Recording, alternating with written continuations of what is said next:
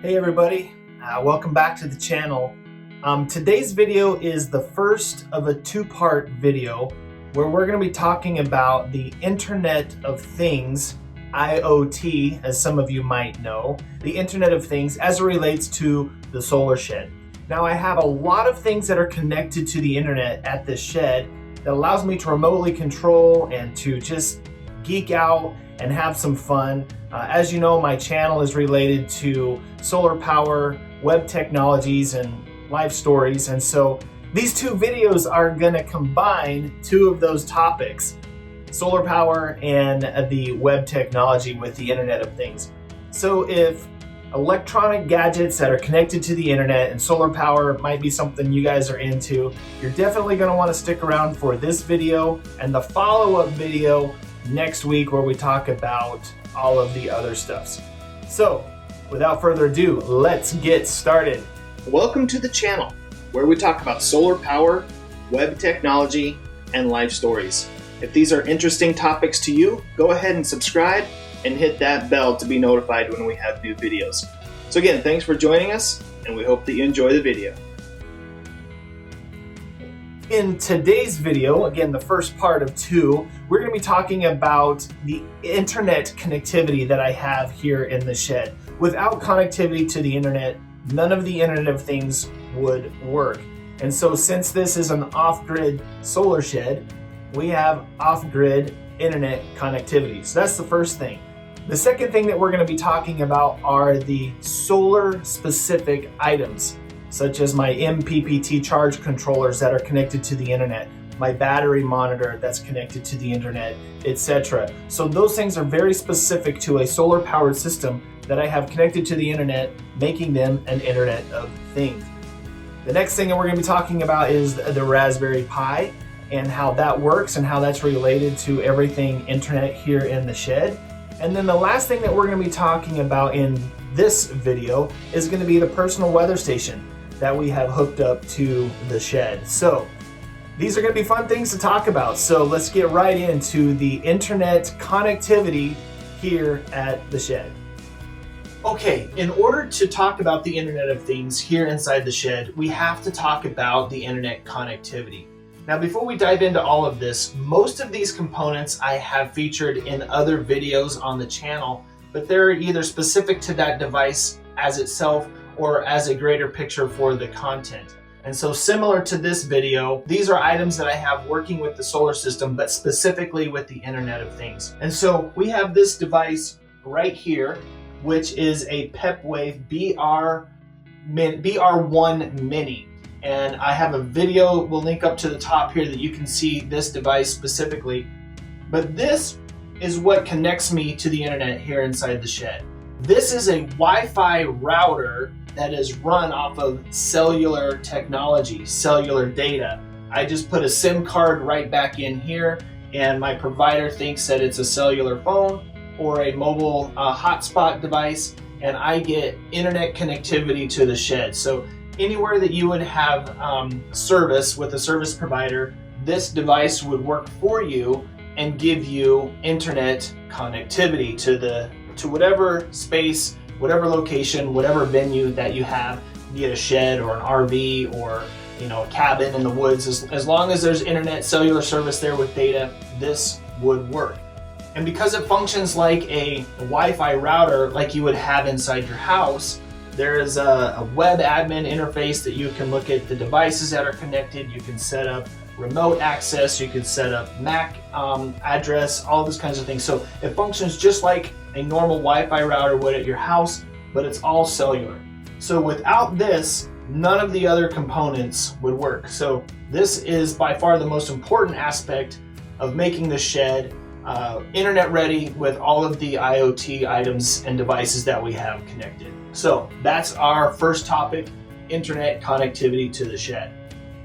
Now then, the second topic that we have is the solar specific devices that are run off of the internet. So not only are these run off of the internet and work in conjunction with remote connectivity, I could not get the solar system here inside the shed to work without them. Specifically, the two solar charge controllers. Now this is a Victron MPPT 100/20, and this is the MPPT 150/35, all from Victron. Now Victron makes these easy to connect to the internet so that we can remotely monitor. So one of the cool things with the Victron Connect app is they've just released an update where you can actually monitor the device list either locally or through the VRM. And as you can see here, I have the shed online. So let's just click on shed. So as we load this in, this is going to get all of the information over the internet from the devices. And so now I can click on my MPPT 120, my MPPT 135/35, or my BMV smart battery monitor. So let's go ahead and click on this one here. And as it loads this in, this is all in real time over the internet right through their app. So if we come back over here and look at the 151, again, you can see the volts and the amps and the voltage from the battery, etc. Now the other thing that's really good here is the BMV smart monitor here. I can see exactly what the voltage of the battery is, if there's any current going in and out, and the power consumption, all of those kinds of things, again, right from the app. So without the Internet of Things and without the connectivity to the shed via the cellular router, then none of this would be possible. Then the next thing that we have here is the Victron Energy Smart Battery Monitor. This is the BMV 712. And this also hooks into Victron's VRM, the remote management system. And I'll share a link to that video right here on how we featured that. And so you'll want to check out that video as well. But these connect to the internet, which is our next topic, which is the Raspberry Pi. And you'll see the Raspberry Pi, which is right here. Now, this is almost just as important as connectivity to the internet in relationship to getting outside world remote access into here, right? Without the Raspberry Pi, we wouldn't be able to see the solar charge controllers and the battery monitor unless we purchased the more expensive remote access systems directly from Victron, like the Genie and the color monitor Genie and those kinds of things. So we can load in the software in the Raspberry Pi that's provided free of charge by Victron to be able to link into the internet and then monitor the solar charge controllers, the battery monitor, and such. So those are the three, I guess, components as it relates directly to the solar system. It's the internet connectivity, the MPP charge controllers, the battery monitor, and the Raspberry Pi. And so we've already talked now about the three topics in this video specifically: internet connectivity, the solar specific devices, and the Raspberry Pi. Now the fourth thing that I want to go over with you, it's the personal weather system. And again, this is an Internet of Things device that we have connected into the solar shed here. And so I'm gonna switch camera angles and we're gonna look at that in just a second. So mounted to the top of the shed is an ambient weather monitoring system that I have attached to this pole, and we'll get to the video camera in the next video. But as I come down, this is just actually part of the shed there that's mounted, and so that is connected to the dashboard that's inside the shed. So let's go in here inside the shed and take a look at the dashboard that we have. So there's the ambient weather dashboard, and as you can see, it shows outside temperature, the wind direction, the indoor temperature, indoor humidity. It shows, which is really nice for the solar panel, it shows the UV index and how powerful the sun is. And as you can see right now, it's at 769. And so this is all connected to that unit that was outside via an internal Wi-Fi network that it just does internally. But from there, this system, this device right here, then connects to the internet, which we just talked about right there. Now the other thing that's really nice is I have this thermometer that's right here, and this tells me the temperature inside the shed.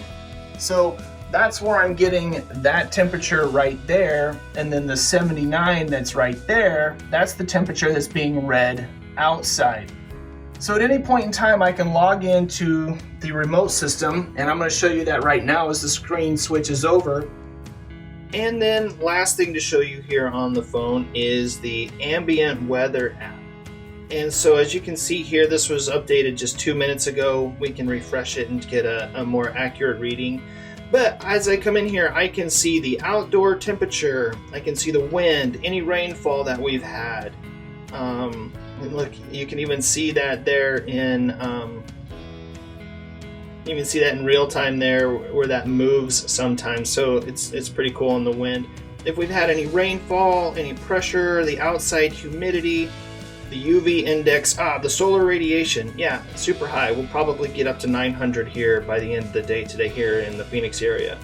There's the indoor temperature with the thermometer and the thermostat that we saw. And then come down in here. What's really nice about this is I can come in and look at charts and plot all of this different information. So if you're a weather buff, you've got to get yourself a personal weather station. Super cool. And again, all of this is being sent over the internet through that Wi-Fi router, and all of this information is used for me to manage and monitor and have fun with my solar shed. So yeah, pretty cool stuff. And I can remotely monitor the weather inside and outside of the shed, so I know exactly what is going on. And also using this, I'm not going to get into this now because this is going to be featured in the second part of the video. When I have certain trigger points based off of the temperature, for instance, if I want to trigger something to happen at 72 degrees inside the shed, I can do that with some other devices. And again, we're going to talk about that next video in the second series in this two-part video.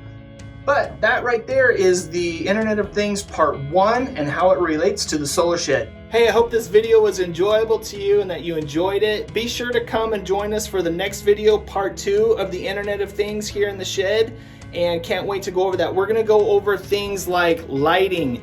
We're going to go over the AC power, and we're going to go over if this then that, on how we can do a bunch of different connectivities, different things on how we can control things maybe based off temperature or time of day.